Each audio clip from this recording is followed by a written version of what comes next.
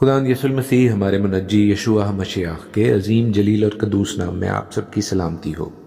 نبیوں کی کہانی بائبل سٹڈی پروگرام کے ساتھ ہارون خان آپ کی خدمت میں حاضر ہے، اور ہم خداوند کے زندہ پاک کلام میں سے بائبل مقدس میں سے ریویلیشن کی کتاب کو سیکھ رہے ہیں، مکاشفہ کی کتاب سے برکت پا رہے ہیں۔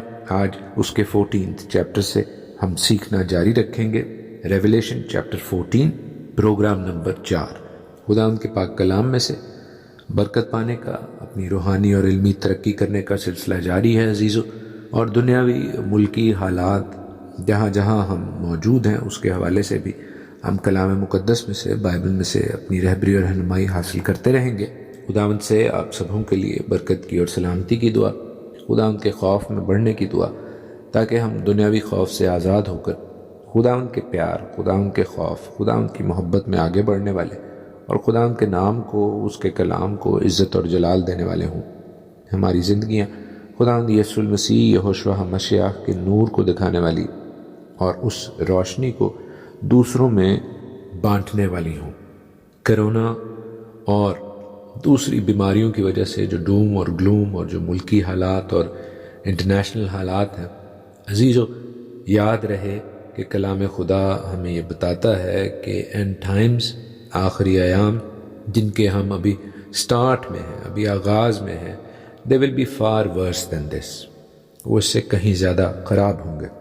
اور کیا ہم جو ان دنوں کے لیے، ان دنوں کی سختیوں کے حوالے سے اپنی اپنی سمجھ کے مطابق یا جنرل بھیڑ چال کے مطابق تیاری کر رہے ہیں، راشن ڈلوا رہے ہیں اور مختلف چیزیں کر رہے ہیں، احتیاطی تدابیر کر رہے ہیں، تو کیا ہم ان ٹائمز کے لیے، آخری ایام کے لیے جو کہ اس سے کہیں زیادہ خراب ہوں گے، تیار ہیں؟ صرف دنیاوی طور پر نہیں، صرف راشن پانی کے حوالے سے نہیں، صرف احتیاطی تدابیر کے حوالے سے نہیں، بلکہ کیا ہم خداوند کے کلام سے، خداوند کے ہتھیاروں سے لیس ہیں، ان سے equipped ہیں؟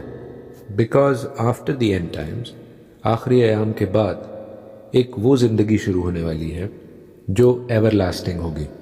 کچھ لوگ ایور لاسٹنگ لائف کا حصہ ہوں گے، کچھ لوگ ایور لاسٹنگ ڈیتھ کا، یعنی کچھ لوگ ہمیشہ کی زندگی کے وارث ہوں گے اور کچھ ہمیشہ کے لیے آگ اور گندک سے جلنے والی جھیل کا حصہ بنیں گے۔ کیا ہم اس ایٹرنٹی کے لیے، اس ابدیت کے لیے، رائٹ اور رانگ، تیار ہیں یا تیار نہیں ہیں؟ We must ask ourselves۔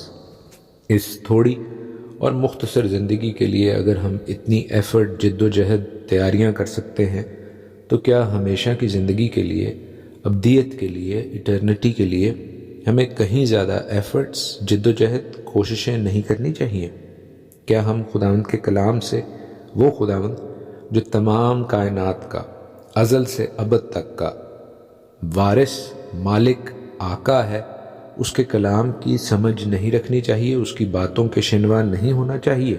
مکاشفہ میں سے، ریویلیشن میں سے جو ہم پڑھ رہے ہیں عزیزو، سچویشن، حالات، سیناریو اینڈ ٹائمز کے ہیں، آخری ایام کے ہیں۔ ہم خداوند یسوع المسیح کی آمد کو دیکھ رہے ہیں 14 چیپٹر میں، مکاشفہ کے 14ویں باب میں، جہاں پر وہ 1,44,000 جو خدا کی سیل لیے ہوئے، خدا کے نام کی مہر لیے ہوئے ہیں، ان کے ساتھ نظر آتے ہیں۔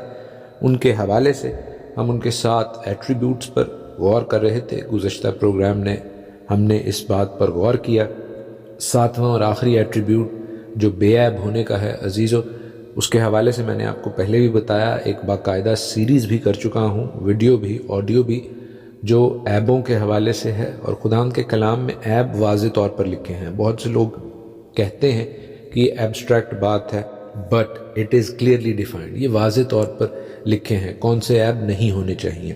احبار کا 31واں باب آپ اس حوالے سے پڑھ سکتے ہیں، لیویٹیکس 21۔ میں آپ کے لیے وہ حصہ پڑھتا ہوں اور آپ کو یہ بھی بتا دینا چاہتا ہوں کہ ان عیبوں کی، ان بلیمشز کی بڑی واضح اسکرپچرل، اسپریچول، یعنی کلام کے حوالے سے بھی لٹرلی اور کلام کے حوالے سے روحانی طور پر بھی فلفلمنٹ کلیئرٹی کے ساتھ موجود ہے۔ میں آپ کو وہ حوالہ شیئر کیے دیتا ہوں، کیونکہ وہ حوالہ، وہ ریفرنس جو ہے وہ کاہنوں کے حوالے سے ہے، اور ہم سب بھی جو خداوند یسوع المسیح کے نام کے حوالے سے مسیحی کہلاتے ہیں، ہم اپنے آپ کو شاہی کاہنوں کا فرقہ کہتے ہیں۔ تو عزیزو، کاہنوں کے لیے ضروری تھا کہ وہ پاکیزہ رہیں۔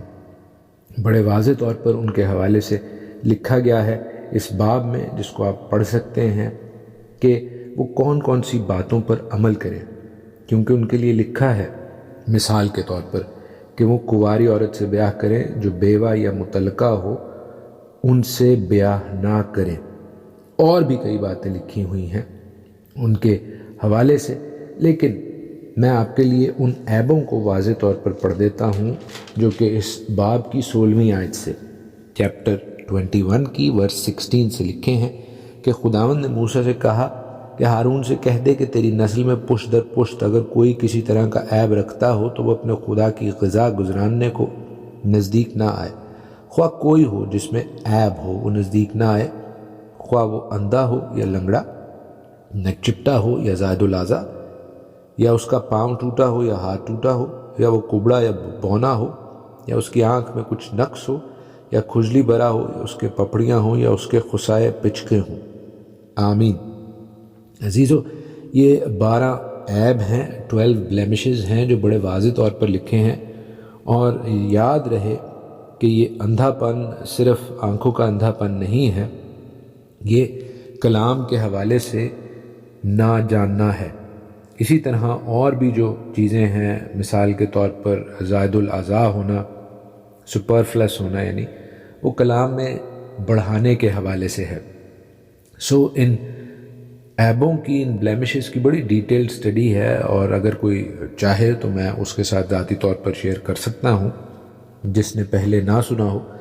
بہرحال کہنے کا مقصد یہ ہے، ہائی لائٹ کرنے کی وجہ یہ ہے کہ اگر کوئی اس کو لٹرلی بھی دیکھے، مثال کے طور پر میں اندھے پن کے حوالے سے کلام سے ناواقف رہنے کی روحانی انٹرپریٹیشن کر رہا ہوں، لیکن اگر کوئی اسے لٹرلی بھی دیکھنا چاہے تو اگر کوئی اندھا ہوگا تو وہ کسی کو راہ نہیں دکھا سکتا۔ فزیکلی بھی آپ اندھے ہو کر کسی کو راہ نہیں دکھا سکتے، تو کلام کے حوالے سے بھی آپ اندھا پن اگر آپ میں ہوگا تو آپ کسی کو راہ نہیں دکھا سکیں گے۔ نہ آپ دنیاوی طور پر نہ روحانی طور پر کسی کے لیے بھلے کا سبب بن سکتے ہیں اگر آپ میں یہ عیب ہوں، اور ہمیں ان عیبوں کو دور کرنا ہے اگر ہم خداوند کے کاہن کہلانا چاہتے ہیں۔ دوسری طرف ریویلیشن 14 میں جب ہم دیکھتے ہیں کہ وہ لوگ جو خداوند یسوع المسیح کے ساتھ کوہ سیون پر موجود تھے ان میں کوئی عیب نہیں تھا، تو عزیزو یہ تمام عیب جو یہاں پر لکھے ہوئے ہیں وہ ان عیبوں سے پاک تھے، لٹرلی بھی اور اسپرچولی بھی۔ ان 1,44,000 لوگوں کے حوالے سے سیکھتے ہوئے ہم مزید آگے بڑھنا چاہیں گے، اور ان 3 فرشتوں کے میسج کو جو 6 آیت سے لے کر نیکسٹ فیو ورسز میں موجود ہے، ہم پڑھنا اور سیکھنا شروع کرتے ہیں۔ ورس 6 سے میں پڑھوں گا، ریویلیشن چیپٹر 14 ورس 6 آنورڈز، کہ پھر میں نے ایک اور فرشتہ کو آسمان کے بیچ میں اڑتے ہوئے دیکھا، جس کے پاس زمین کے رہنے والوں کی ہر قوم اور قبیلہ اور اہل زبان اور امت کے سنانے کے لیے ابدی خوشخبری تھی، اور اس نے بڑی آواز سے کہا کہ خدا سے ڈرو اور اس کی تمجید کرو، کیونکہ اس کی عدالت کا وقت آ پہنچا، اور اسی کی عبادت کرو جس نے آسمان اور زمین اور سمندر اور پانی کے چشمے پیدا کیے۔ پھر اس کے بعد ایک اور دوسرا فرشتہ یہ کہتا ہوا آیا کہ گر پڑا، وہ بڑا شہر بابل گر پڑا جس نے اپنی حرام کاری کی غضبناک میت تمام قوموں کو پلائی ہے۔